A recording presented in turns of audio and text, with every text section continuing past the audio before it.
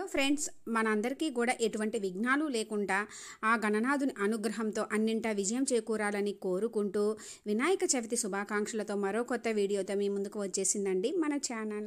రోజు మనం ఈ వీడియోలో ఆ గణనాథుని అనుగ్రహంతో వినాయక చవితి రోజు ఇంట్లో సులువుగా పూజ ఎలా చేసుకోవాలి, ముఖ్యంగా ఈరోజు ఏమి చేయాలి, వెళ్ళి తయారీ, పసుపు గణపతిని ఎలా చేయాలి, నైవేద్యం ఏమి పఠించాలి, ముఖ్యంగా ఈరోజు ఏం చేయాలి, ఈరోజు చవితి చంద్రుణ్ణి ఎందుకు చూడకూడదు, చూస్తే ఏం చేయాలి, ఎప్పుడు కదిలించాలి, ఎన్ని రోజులు ఉంచాలి, ఉంచితే ఏమి చేయాలి, నిమజ్జనం అన్నీ ఈ వీడియోలో చూద్దాము ఫ్రెండ్స్. పార్వతీ పరమేశ్వర్ల ముద్దుల తనయుడైన వినాయకుని పుట్టినరోజుగా, ఆ గణనాథుడు గణాధిపత్యం పొందిన రోజుగా వినాయక చవితిగా జరుపుకుంటాము. భారతీయులంతా కూడా చిన్న పెద్ద తేడా లేకుండా ఊరు వాడా కూడా భక్తి శ్రద్ధలతో సంబరంగా చేసుకునే పెద్ద పండుగ వినాయక చవితి. భాద్రపద మాసంలో భాద్రపద శుద్ధ చవితి రోజున మనము వినాయక చవితిగా జరుపుకుంటాము. ప్రథమ పూజలు అందుకునే ఆ గణనాథుని భక్తి శ్రద్ధలతో ఈరోజు పూజిస్తే విద్యాబుద్ధులు, జ్ఞానము, సంస్కారం, ఆయురారోగ్యాలు, సౌభాగ్యము కలిగి మనకున్నటువంటి విఘ్నాలు తొలగిపోతాయి. సాక్షాత్తు శ్రీరామచంద్రుడే ఈ వ్రతాన్ని ఆచరించి రావణాసురుడిని వధించి విజయం పొందాడని చెబుతారు. అందుకే అంత అద్భుతమైన ఈ వినాయక వ్రతాన్ని ఆచరిస్తే ఆటంకాలు తొలగి అన్నింటా విజయం చేకూరుతుంది. ఇంట్లో సులువుగా పూజ ఎలా చేసుకోవాలో చూద్దాము ఫ్రెండ్స్. ఆ గణనాథుని పూజించడానికి ఆర్భాటాలు, అలంకరణలు ఏమీ అక్కర్లేదండి. ప్రకృతి పరంగా దొరికేటటువంటి పువ్వులు, ఆకులుతోటి భక్తి శ్రద్ధలతోటి పూజించడమే ముఖ్యము. ముందు రోజే వినాయకుడిని తెచ్చుకోవడం, పూజకు కావాల్సినవి అన్నీ తెచ్చుకోవడము ఇవి చేస్తామండి. మనకి కావాల్సిన సామాగ్రి ఎలా ఏమిటి అనేది క్లియర్గా నేను అప్లోడ్ చేసిన వీడియో ఉంది ఫ్రెండ్స్. అది ఇంట్రెస్ట్ ఉంటే విజిట్ చేయండి.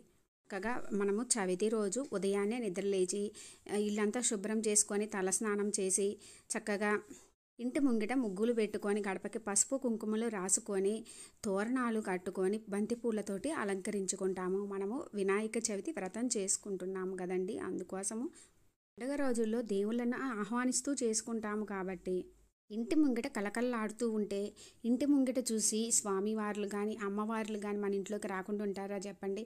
ఇంటి ముంగిట కలకల్లాడుతూ ఉంటే లక్ష్మీ అమ్మవారు ఇంట్లోనే తిష్ట వేసుకొని కూర్చుంటారు. అప్పుడు మనకి అమ్మవారి అంటే గణనాథుని అనుగ్రహం కలిగితే అమ్మవారి అనుగ్రహం కూడా శీఘ్రమే కలుగుతుంది. అసలు మనం ఎటువంటి పూజలు, వ్రతాలు, నోములు ఏమి చేసినా ఎటువంటి విఘ్నాలు లేకుండా చేయమని చెప్పి ఆ గణనాథుని పూజించదే మనము ఎటువంటి పనులు కానీ ఏమీ మొదలు పెట్టం కదండి. అటువంటి ఆ గణనాథుని పుట్టినరోజుని వినాయక చవితిని విశేషంగా జరుపుకుంటున్నామంటే మన ఇంటి ముంగిట కూడా ఎంత విశేషంగా ఉండాలి ఫ్రెండ్స్. ఇప్పుడు పాలవెల్లి ఎలా కట్టుకోవాలో చూద్దాము ఫ్రెండ్స్. పాలవెల్లి తప్పక ఉండాలి అని ఏం లేదండి. మనం భక్తి శ్రద్ధలతోటి చేసుకోవడం. పాలవెల్లి కొంతమందికి ఆనవాయితీ ఉండదు. అలాంటి వారు ఆ గణపతి పాదాల చెంత పత్రిని ఉంచుతారు. పాలవెల్లిని ఎవరైనా కట్టుకోవచ్చండి. 21 రకాల పత్రులతోటి రకరకాల పండ్లతోటి పాలవెల్లిని అలంకరించుకుంటాము. ఈ పాలవెల్లి మనకి వినాయక చవితి రోజు పత్రితో పాటు ఎక్కడైతే అక్కడ అమ్ముతారండి. లేదు అనుకుంటే పూజా స్టోర్స్లో కూడా అమ్ముతారు. చెక్కదే కాదండి, రాగి, ఇత్తడి కూడా అమ్ముతారు. ఏదైనా వాడుకోవచ్చు. అలంకరణ అనేది మన ఇష్టం అండి. ఎంత చక్కగా అయినా సరే మన ఓపికను బట్టి అలంకరించుకోవచ్చు. రోజే పాలవెల్లిని తీసుకొచ్చుకొని క్లీన్ చేసుకొని ఆరనిస్తే బాగుంటుందండి. అందుకని లేదు పాతది వాడుకోవాలి అనుకున్న వాళ్ళు అది శుభ్రంగా క్లీన్ చేసి ఆరనివ్వాలి. కొంతమంది ఏంటంటే పాలవెల్లిని తీసుకొచ్చుకొని చెక్కది కానీ వెదురుది కానీ తీసుకొచ్చుకొని వాటిల్ని వాడుకున్న తర్వాత కాలువలో వేస్తారు. కొందరు ఏంటంటే దాన్ని దాచిపెట్టుకొని క్లీన్ చేసుకొని వాడుకుంటూ ఉంటారు. ఒక్కొక్కళ్ళు వాళ్ళ పద్ధతులను బట్టి వాళ్ళ పెద్దల ఆచారాలను బట్టి చేస్తూ ఉంటారు. చక్కగా పసుపు కుంకుమలతోటి అలంకరించుకొని ఇప్పుడు ఫ్రూట్స్ తీసుకోవాలండి. ఆ ఫ్రూట్స్ కూడా మనకి బేసి సంఖ్యలో ఉండాలి. అంటే 9, 11, 13, 15, 17, 19, 21 ఇలా బేసి సంఖ్యలో ఉండాలి. వారికి ఇష్టమైన జామపండు, వెలగపండు తప్పకుండా ఉండేట్లు చూసుకోండి. మనకి దగ్గర ఉన్న ఫ్రూట్స్ ఏవైనా వాడుకోవచ్చు. మొక్కజొన్న కంకిలు కూడా తప్పకుండా ఉండాలి. పైన కాడ ఉండాలండి. ఇంకా ఆకులు ఉంటే ఇంకా మంచిది. కాడకు మనం దారం కట్టుకునేట్లు ఈజీగా ఉండాలన్నమాట. నేనైతే దానిమ్మ, జామపండు, ద్రాక్ష, బత్తాయి, అరటిపండు, మెత్త, వెలగపండు ఇవన్నీ కూడా అంటే మొత్తము నా దగ్గర ఉన్న అన్ని రకాల ఫ్రూట్స్ తీసుకున్నాను ఫ్రెండ్స్. మనం 2 కూడా వాడుకోవచ్చు. ఒకటే రకాన్ని మనకి 9 కానీ అట్లా తీసుకొని చక్కగా అన్నిటికి కూడా పసుపు కుంకుమలతోటి అలంకరించుకొని పైన తాడుతోటి కట్టుకొని ఆ తాడుకు కూడా పసుపు కుంకుమ రాయాలండి. పాలవెల్లికి పండ్లు ఎందుకు కడతాము అంటే పాలవెల్లిని దారంతో కడతాము కదా. గణపతి పైన ఉన్న పండ్లను తన తొండంతో లాగి తీసుకొని తినడం ఇష్టమని, అందుకే ఇలా పండ్లు కడతారు అని చెప్పి మన పురాణాలు చెబుతున్నాయి ఫ్రెండ్స్. చక్కగా మనం పాలవెల్లి సిద్ధం చేసుకున్న తర్వాత పత్రి వాడతాము కదండి, 21 రకాల పత్రి. ఆ పత్రిని పైన మనకి పెద్ద తామర పువ్వు కానీ లేదా బాదం ఆకులు కానీ మనకి పత్రి ఇచ్చే వాళ్ళే ఇస్తారు.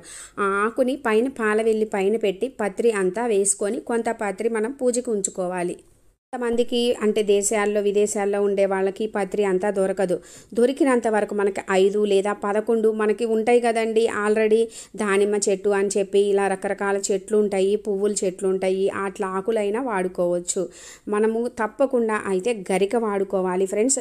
ఎందుకు అంటే మనము 21 పత్రులతో చేసేటప్పుడు తప్పకుండా గరికను కూడా ఉపయోగిస్తేనే మనకు ఆ పూజ సంపూర్ణమవుతుంది. గణనాథునికి గరిక లేని పూజ సంపూర్ణం కాదు. చక్కగా ఇప్పుడు మనము గణనాథుని ఎక్కడ ప్రతిష్ఠించి పూజ చేయాలనుకుంటున్నామో, పూజా రూమ్లో అంటే పూజా రూమ్లో, లేదు అనుకుంటే ఈశాన్యం మూలలో చక్కగా పీఠం వేసుకొని ఆ పైన పాలవెల్లిని ఈ విధంగా పెట్టుకొని మనం వెనకాల చక్కగా డెకరేషన్ చేసుకొని ఈ ఫ్రూట్స్ అన్నీ కూడా తాడుతోటి చక్కగా ఈ విధంగా వరుసగా కట్టుకోవాలి. ఔషధ గుణాలున్న మన ఆరోగ్యాన్ని కాపాడే 21 పత్రుల పేర్లు చెప్తాను ఫ్రెండ్స్. మాచి పత్రము అంటే చామంతి టైప్లో ఉంటుందండి. 2 బృహతి పత్రము వాకుడాకు అంటారు. 3 బిల్వ పత్రము అంటే మారేడు. 4 దూర్వాయుగ్మ అంటే ముఖ్యంగా మనము గణనాథునికి ఇష్టమైన గరిక. 5 దత్తూర పత్రం అంటే ఉమ్మెత్త ఆకు. 6 బదరీ పత్రం అంటే రేగు ఆకు. 7 అపమార్గ పత్రం అంటే ఉత్తరేణి. 8 తులసి పత్రం అంటే మనకి తెలిసిందే తులసి. ఈ తులసిని మనము ఈ వినాయక చవితి ఒక్కరోజే ఉపయోగిస్తాము. అంతేగాని మిగిలిన రోజుల్లో మనము తులసిని అసలు ఆ గణనాథునికి సమర్పించకూడదు. 9 చూత పత్రం అంటే మామిడి ఆకు. 11 విష్ణుకాంత పత్రం అంటే విష్ణుకాంత ఆకు అన్నమాట. 12 దాడిమి పత్రం అంటే దానిమ్మ ఆకు. 13 దేవదారు పత్రం అంటే దేవదారు ఆకు. 14 మరువక పత్రం అంటే మరువ మనకు పువ్వుల్లో కట్టుకుంటాం కదండి అది. 15 సింధూర పత్రము అంటే వావివి ఆకు అన్నమాట. 16 జాజీ పత్రం అంటే జాజి ఆకు. 17 గండకీ పత్రం అంటే దేవకాంచనం ఆకు.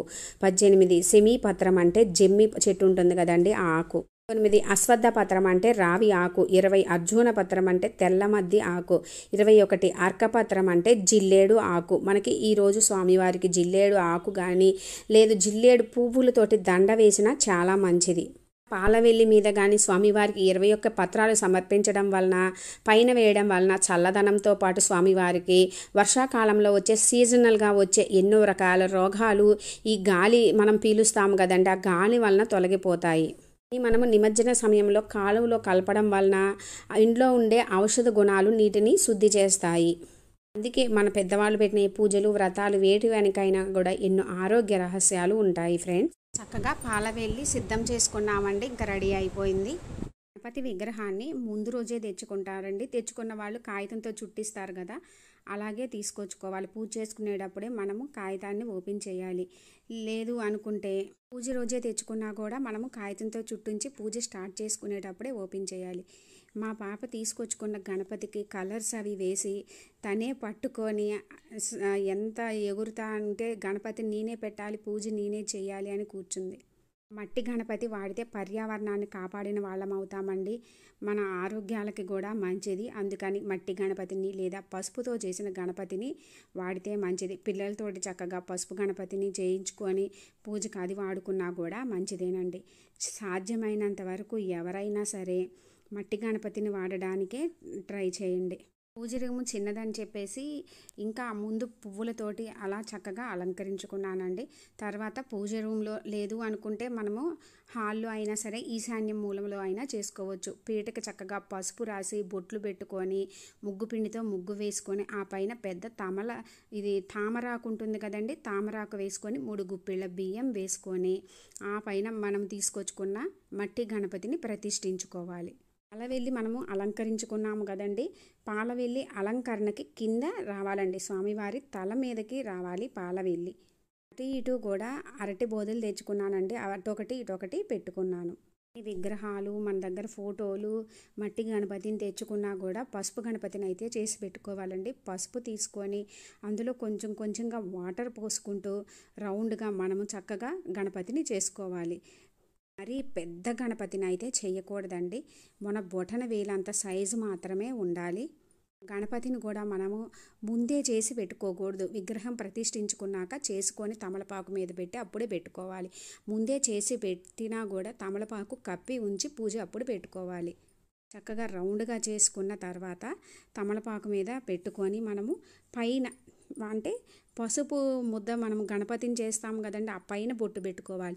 చుట్టూరున బొట్లు పెడితే గౌరమ్మ అవుతుందండి, పైన బొట్టు పెడితే గణపతి అవుతాడు.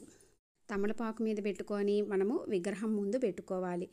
విగ్రహం ముందు పెట్టుకొని విగ్రహంకి చక్కగా పువ్వులతోటి అలంకరించుకొని పాలవెల్లి పైన అంతా కూడా పత్రి వేసుకొని దీపానికి అన్నీ కూడా సిద్ధం చేసుకోవాలి. దీపానికి సిద్ధం చేసుకొని దీపానికి గంధము కుంకుమ బొట్టులతోటి అలంకరించుకొని ఆవు నెయ్యి లేదా నువ్వుల నూనె వాడుకోవచ్చండి. చక్కగా పువ్వులతోటి కూడా చక్కగా అలంకరించుకొని దీపానికి అన్నీ సిద్ధం చేసుకోవాలి. మనము కూడా పూజ చేయడానికి ఈ పూజని ఆడవారు కానీ మగవారు కానీ పిల్లలు కానీ వివాహం అయిన వారు కానివారు వితాంతువులు ఇట్లా ఎవ్వరు ఏమీ ఉండదండి, ఎవరైనా చేసుకోవచ్చు. కూడా నిండు ముత్తైదువులాగా నుదుటను కుంకుమ పెట్టుకొని చేతి నిండా గాజులు చక్కగా చీర కట్టుకొని కాళ్ళకి పసుపు రాసుకొని తాళికి పసుపు కుంకుమ పెట్టుకొని పూజ దగ్గర కూర్చోవాలండి. అన్నీ సామాన్ దగ్గరే ఉంచుకుంటే మాటి మాటికి లెగవకుండా కూడా ఉంటుంది. ఇప్పుడు నమస్కరించుకొని ఓ గణనాథ తండ్రి ఎటువంటి విఘ్నాలు లేకుండా మాకు అన్నింటా విజయాన్ని చేకూర్చమని చెప్పి ఆ గణనాథుని నమస్కరించుకొని దీపం వెలిగించుకోవాలి. దీపం పెట్టుకొని చక్కగా ఫ్రూట్స్ కూడా రకరకాల ఫ్రూట్స్ దేవుడి దగ్గర పెట్టుకోండి అండి. చుట్టూన చక్కగా అలంకరించుకోండి పువ్వులతోటి. మా చిన్న పాప తను చేసుకున్న వినాయకుడిని కూడా పెట్టుకుందండి. ఇలా 2 విగ్రహాలు పెట్టుకున్నాము. పిల్లలు పూజ చేస్తే చాలా మంచిది. ఆ గణనాథుడికి విద్యా బుద్ధులు ఎక్కువ, జ్ఞానవంతుడు అండి, విద్యాప్రదాయిని. అందుకని ఆ గణనాథుని పిల్లలు ఈరోజు పూజిస్తే గనక విద్యలో బాగా రాణిస్తారు. అందుకని చెప్పి పాపే కూర్చొని పక్కన అన్నీ తనే చేసింది. మనకి వినాయక వ్రతకల్పం బుక్ ఉంటుందండి. ఆ బుక్ దగ్గర పెట్టుకొని ఎక్కడ ఏమి వస్తే అవన్నీ సమర్పిస్తూ స్వామివారికి మనకి వ్రత కథ బుక్కులో వచ్చిన విధంగా వరుసగా పూజ చేసుకుంటూ పోతామండి. షోపచార పూజ, శుద్ధి పూజ, ఇవన్నీ అన్నీ మొత్తము దాంట్లోనే ఉంటాయండి. అంటే 21 పత్రి పూజ అన్నీ కూడా దాని ప్రకారం మనము చేసుకోవాలి. ఇంకా పసుపు గణపతిని పూజించిన తర్వాతనే మనం విగ్రహం పూజించుకోవాలి. 21 పత్రి దొరక్కపోయినా గరికలేనిదే స్వామివారి పూజ సంపూర్ణం కాదు. కాబట్టి 21 పత్రి నామాలు చదువుతూ గరిక సమర్పిస్తా కూడా దొరక్కపోతే చేసుకోవచ్చండి. స్వామివారికి నైవేద్యంగా అటుకులు, బెల్లము, ఆవిరితోటి చేసినవి, కుడుములు, పానకము, వడపప్పు, ఉండ్రాళ్ళు, పూర్ణం బూరెలు, గారెలు ఎవరి శక్తిని బట్టి వాళ్ళు నిండుగా షడ్రసోపేతంగా స్వామివారికి నైవేద్యం సమర్పిస్తారండి. ఇన్నే పెట్టాలి అన్నే పెట్టాలని ఏం లేదండి. భక్తి శ్రద్ధలతో అటుకులు బెల్లము పెట్టినా కూడా స్వామివారి అనుగ్రహం తప్పక కలుగుతుంది. స్వామివారికి ఇష్టమైన జామపండు ఇవన్నీ కూడా పెట్టుకోవచ్చు. తాంబూలము కూడా తాంబూలం సమర్పయామి అని వచ్చినప్పుడు తాంబూలం పెట్టుకోవాలి. చక్కగా మనము ఈ విధంగా చూసారు కదా, పత్రి అంతా కూడా మనము పాలవెల్లి పైన పెట్టుకున్నాము. అసలు ఎంత నిండుగా అందంగా ఉందో చూడండి పాలవెల్లి. ఆ పాలవెల్లి కింద స్వామివారు ఆ దీపాల వెలుగులో ఎంత అందంగా ఉన్నారు స్వామివారు. ఇంట్లో అందరూ కూడా పూజ చేసుకునేటప్పుడు దగ్గర ఉండాలండి, మంచిది. పిల్లలు కూడా దగ్గర కూర్చొని మనం చదువుతూ ఉంటే అక్షింతలు, పువ్వులు, మళ్ళీ గరిక, పత్రితోటి స్వామివారికి సమర్పిస్తూ చేసుకోవాలి. మనకి 21 పత్రి ఉంటుంది కదండి, అవన్నీ కూడా సమర్పిస్తున్నప్పుడు మనము స్తోత్రము ఇవన్నీ కూడా చదువుకుంటూ చేసుకోవాలి. పిల్లలు చదువుకునే బుక్స్ ఉంటాయి కదండి, బుక్స్ మీద చక్కగా గంధంతో ఓం అని కానీ శ్రీం అని కానీ స్టిక్ కానీ లేదు అంటే రౌండ్గా గంధంతో పెట్టుకొని చక్కగా బొట్లు పెట్టుకొని స్వామివారి ముందు పెట్టుకొని ఆ పుస్తకాల మీద కూడా ఒక పువ్వు పెట్టుకొని స్వామివారి ముందు పెట్టుకోవాలి. లేదా మనం వ్యాపారం అవి చేసేవాళ్ళు కూడా వాళ్ళకి సంబంధించిన పుస్తకాలు పెట్టుకుంటే చాలా మంచిది ఈ పూజలో. ఇప్పుడు కొన్ని అక్షింతలు చేతిలోకి తీసుకొని వ్రత కథ చదువుకోవాలి. వ్రత కథ చదివిన తర్వాత అక్షింతలు స్వామివారి పాదాల చెంత వేసి మనము కూడా తల మీద వేసుకోవాలండి. వ్రత కథ చదివి అక్షింతలు తల మీద వేసుకుంటే ఈరోజు మనము చవితి చంద్రుడిని చూసినా కూడా ఎటువంటి దోషాలు ఉండవు. వ్రత కథ అయిన తర్వాత ధూపదీప నైవేద్యాలు సమర్పించుకొని కొబ్బరికాయ కొట్టుకోవాలి. కొబ్బరికాయ కొట్టుకొని హారతి ఇచ్చుకుంటూ ఏదైనా స్వామివారికి సంబంధించింది పాడుకోవాలి. ఏకదంతాయ వక్రతుండాయ గౌరీ తనయాయ ధీమహి. లో అందరూ కూడా హారతి తీసుకోవాలండి. హారతి కళ్ళకు అద్దుకొని ఇప్పుడు మనం కొన్ని అక్షింతలు తీసుకొని తెలిసి కానీ తెలియక కానీ పూజలో ఏదైనా తప్పు చేస్తే క్షమించమని క్షమామంత్రం చెప్పుకొని ఆ అక్షింతలు స్వామివారి పాదాల చెంత ఉంచాలి. స్వామివారికి చదువుకునే మనం ఏమున్నా కూడా మనకి ఎటువంటి శ్లోకాలు వచ్చినా అన్నీ కూడా చదువుకోవచ్చు. పిల్లలు పెద్దలు అందరూ కూడా గుంజీళ్ళు తీసి లెంపలు వేసుకోవాలి. ఎందుకంటే స్వామివారికి గుంజీలు అంటే చాలా ఇష్టం అండి. ఇప్పుడు మనము పూజ రూమ్లో చేస్తే పూజా రూమ్ డోర్స్ కొంచెం దగ్గరకు వేయాలి.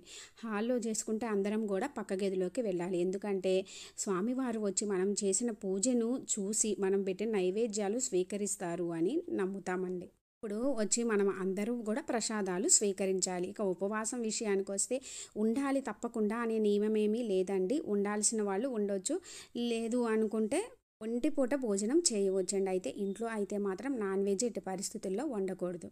ఇంతటితో మనకి ఉదయం పూజ పూర్తవుతుంది. కొందరు ఈ పూజని ఉదయం చేసుకుంటారు, కొందరు మధ్యాహ్నం 12 గంటలకు చేసుకుంటారు, కొందరు సాయంత్రం 5 నుంచి 7 లోపల మధ్యలో చేసుకుంటారు. మేమైతేనండి ఉదయమే చేసుకుంటాము.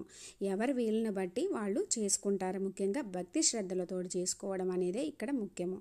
పూజ అయిన తర్వాత దగ్గరలో స్వామివారి ఆలయం ఉంటే వెళ్ళి దర్శనం చేసుకోవచ్చండి. ఇక సాయంత్రము దీపం పెట్టుకొని ఏదైనా నైవేద్యం చేసి పెట్టాలి. విగ్రహం పెట్టి పూజించుకునేటప్పుడు తప్పక మనం ఏదైనా నైవేద్యం నిండుగా పెట్టాలి. నైవేద్యం ఏదైనా చేయలేని రోజుల్లో మనము అటుకులు బెల్లము పెట్టవచ్చు. సాయంత్రము వీధుల్లో గణపతి విగ్రహాలు పెట్టి అంగరంగ వైభవంగా చేస్తారండి. మా చిన్నప్పుడు అయితే అసలు ప్రతి బజార్లో పెడుతుంటారు కదండి. అందరం ఫ్రెండ్స్ కలిసి ఎలా చేసుకునే వాళ్ళము. 9 రోజులు 5 రోజులు అలా పెడుతుంటారు. వీలైనన్ని విగ్రహాలు దర్శనం చేసుకుంటే చాలా మంచిది. ఇంట్లో మనము ఎన్ని రోజులు ఉంచుకోవాలి అనుకుంటే అన్ని రోజులు ఉంచుకోవచ్చు అండి. 1, 3, 5, 9 ఇలా అంటే ఒక రోజు నిద్ర చేపించి తీయడం 3 రోజులు అలా పెట్టుకోవచ్చు. కదిలించి తీయాలి అనుకునే రోజు మాత్రము మంగళ శుక్రవారాలు కాకుండా చూసుకోవాలి. మనం గణపతి విగ్రహాన్ని పెట్టి ఉంచుకునేటప్పుడు ఇంట్లో శుచి శుభ్రతలతో నిష్టతోటి నాన్ వెజ్ వండకుండా చూసుకోవాలి. ప్రతినిత్యము ఉదయము సాయంత్రము కూడా ధూపదీప నైవేద్యాలు సమర్పించి స్వామివారిని సంబంధించినవి చదువుకుంటూ చేసుకోవాలి. చక్కగా పిల్లలు కూడా చక్కగా చేసుకోవచ్చు. మనము ఈ చవితి రోజు చవితి చంద్రుని చూస్తే నీలాప నిందలు కలుగుతాయి. పార్వతీ అమ్మవారు చంద్రునికి ఇచ్చిన శాపం వల్ల ఆ చంద్రుని చూస్తే నీలాప నిందలు కలుగుతాయని అమ్మవారే స్వయంగా శాపం ఇస్తారు. అయితే అప్పుడు దేవతలంతా ప్రార్థిస్తారు. ఎందుకంటే చంద్రుని చూస్తేనే శాపము అని అంటే అసలు చంద్రుడు రాత్రి అనేది లేకపోతే కష్టం కదండి. అప్పుడు ప్రార్థించగా ఈ చవితి రోజు గణపతిని పూజించి వ్రతకథ చదివి అక్షింతలు వేసుకుంటే చూసినా నీలాప నిందలు ఉండవని అమ్మవారు చెప్తారు. ఒక్కవేళ పొరపాటున మనం ఆ రోజు చూసామనుకోండి, మనం వ్రతకథ విని అక్షింతలు వేసుకోకుండా చూస్తే ఒక శ్లోకం ఉంటుంది. ఆ శ్లోకం చదివితే నీలాప నిందలు కలగవని చెబుతారు. ఆ శ్లోకము డిస్క్రిప్షన్లో ఇస్తాను చూడండి. ఎన్ని రోజులు చేయాలి అనుకుంటున్నాము, ఎన్ని నిద్రలు చేయించాలనుకుంటున్నాము అలా ఉంచుకుంటాం కదండి. ఆఖరి రోజు ఉదయాన్నే దీపం పెట్టి దీపం కొండెక్కాక గణపతిని తీసి కదిలించాక గణపతిని నిమజ్జనం చేస్తాము. మనము వాడిన పత్రిని గణపతిని నదులలో లేదా కాలువల్లో పిల్ల కాలువల్లో కలిపి నిమజ్జనం చేస్తాము. పత్రిని మాత్రం ఎక్కడ పడితే అక్కడ పడవేయకూడదండి. విగ్రహాన్ని మనమే మన చేతులతోటి సంబరాలతోటి పిల్ల పెద్ద తేడా లేకుండా సంబరాలతోటి తీసుకెళ్ళి మనము నిమజ్జనం చేస్తాము. లేదు అనుకుంటే మనకి కాలువలు అలాంటివి దగ్గర లేవు అనుకుంటే లేదా అవన్నీ అలా కలపడం ఎందుకు అనుకుంటే మనము విగ్రహాన్ని ఇంట్లోనే టబ్బులో ఏదైనా మనం నీళ్లు పోసి విగ్రహాన్ని వేసి చేయొచ్చండి. చేసిన తర్వాత ఆ మట్టిని మనము మొక్కల్లో వేసుకోవచ్చు. లేదు అనుకుంటే కొత్త కుండీ కొనుక్కొని ఆ కుండీలోనే వాటర్ పోసి నిమజ్జనం చేసి అప్పుడు ఆ మట్టి అంతా ఆ కుండీలో ఉంటుంది కదండి, దానిలో మనం ఏదన్నా మంచిగా మొక్క పెట్టుకొని పెంచుకోవచ్చు. అంతేగాని ఆ మట్టిని ఎక్కడ పడితే అక్కడ పడేసి తొక్కడం అనేది చెయ్యకూడదు. మనము వాడిన పసుపు గణపతిని కూడా నీళ్ళల్లో వేసి నిమజ్జనం చేసి మన ఇంటి మొక్కల్లో వేసుకోవచ్చు అండి. అయితే తులసిలో మాత్రం వేయకూడదు. వినాయకుడిని పత్రిని ఎందుకు నిమజ్జనం చేస్తామంటే పత్రిలో ఎన్నో ఔషధ గుణాలు ఉంటాయి కాబట్టి నీటిలో కలిస్తే అందులోని క్రిమికీటకాలు నశించి కలుషితమైన నీరు శుద్ధి అవుతుందండి. ఆ నీటిని తాగితే ఎటువంటి రోగాలు వచ్చేవి కావు. ఒకప్పటి వారు ఇలాంటివన్నీ కూడా ఆచారాలు మన పెద్దవాళ్ళు పెట్టుంటారండి. కానీ అయితే ఇప్పుడు మనం ఏం చేస్తున్నాం, కలర్స్ వాడుతున్నాము, ఏయో చేసేస్తున్నాము. అలా వాడటం వల్ల నీరు కలుషితం అవుతుంది. కాబట్టి భావితరాలని మనం కాపాడాలంటే ఏం చేయాలండి, కలర్స్ వాడకుండా మట్టి విగ్రహాలు పసుపు గణపతిని వాడదాం. నిమజ్జనం తీసుకెళ్ళినప్పుడు కాలువల దగ్గర గవర్నమెంట్ వాళ్ళు క్రేన్స్ అవి పెట్టి అందులోనే విగ్రహాలని పెట్టి మధ్యలోకి తీసుకెళ్ళి అక్కడ నిమజ్జనం చేస్తారండి. అలా చేయొచ్చు, లేదు అనుకుంటే మనమే చివర్లకి వెళ్ళి చక్కగా చిన్న చిన్న విగ్రహాలు కదండి మనవి, అందులోనే కలపవచ్చు. ఇక మనము వాడిన పాల వెల్లిని వాడుకుంటాము కదండి, అందులో అన్నీ తీసేస్తాం. తీసిన తర్వాత శుభ్రంగా క్లీన్ చేసి ఆరబెట్టుకొని భద్రపరిచి మరలా వాడుకోవచ్చు. కొందరు ఏం చేస్తారంటే ప్రతి సంవత్సరం కూడా కొత్తది కొనుక్కొని పాతది ఎప్పటికప్పుడు కాలువలో కలుపుతూ ఉంటారు. అసలు అసలు వినాయక చవితి అంటేనే పిల్ల పెద్దలు కూడా గణపతి విగ్రహం పెట్టుకోవడము, సంబరంగా చేసుకోవడము, అందరూ కూడా జై బోలే గణేష్ మహారాజుకి అనుకుంటూ అంగరంగ వైభవంగా చేసుకుంటూ అరుస్తూ తీసుకెళ్ళి కాలువల్లో కలుపుతారు. కొందరు అయితే గణపతిని నిమజ్జనం చేసేటప్పుడు పిల్లలు అయితే గణపతిని అలా కాలువలో వేయడానికి ఇష్టపడక కళ్ళమ్మ నీళ్లు కూడా వస్తుంటాయండి మనకు కూడా. తెలిసింది కదా ఫ్రెండ్స్, వినాయక చవితి రోజు ఇంట్లో సులువుగా ఎలా చేసుకోవాలి, నేను చేసుకునే పూజా విధానాన్ని మీతోటి షేర్ చేసుకున్నాను ఫ్రెండ్స్. మీకు ఇంకా ఏమైనా డౌట్స్ ఉంటే కామెంట్ సెక్షన్లో అడగండి, రిప్లై ఇస్తాను. నా ఈ వీడియో మీకు కొంచెమైనా యూజ్ అయినట్లు అనిపిస్తే లైక్ చేయండి, షేర్ చేయండి, కామెంట్ చేయండి, సబ్స్క్రైబ్ చేసుకోండి. పక్కనే ఉన్న బెల్ ఐకాన్ క్లిక్ చేసినట్లయితే నేను అప్లోడ్ చేసిన ప్రతి వీడియో కూడా మీకు నోటిఫికేషన్ వస్తుంది ఫ్రెండ్స్. వినాయక చవితి పూజా సామాగ్రి డేట్ అండ్ టైమింగ్స్ అన్నీ కూడా ప్రతిదీ కూడా వినాయక చవితి గురించి నేను అప్లోడ్ చేసిన వీడియోస్ అన్నీ కూడా మీకు ఎండ్ స్క్రీన్స్లో డిస్క్రిప్షన్లో ఇస్తాను. ఇంట్రెస్ట్ ఉంటే విజిట్ చేయండి. ఇంకా శ్లోకాలు అలాంటివి అన్నీ కూడా పత్రి పూజ ఇవన్నీ కూడా డిస్క్రిప్షన్లో ఇస్తాను ఫ్రెండ్స్. పూజ్యులు విఘ్నాలు తొలగించే విఘ్నాధిపతి అయిన ఆ గణనాథుని భక్తి శ్రద్ధలతో మనస్ఫూర్తిగా మనకున్న ఆర్థిక స్తోమతను బట్టి అంగరంగ వైభవంగా చేసుకొని స్వామివారిని పూజించుకొని ఆ స్వామివారి అనుగ్రహంతో మనకున్న విఘ్నాలన్నీ కూడా తొలగి అన్నింటా విజయం చేకూరాలని కోరుకుంటున్నాను ఫ్రెండ్స్. Thanks for watching.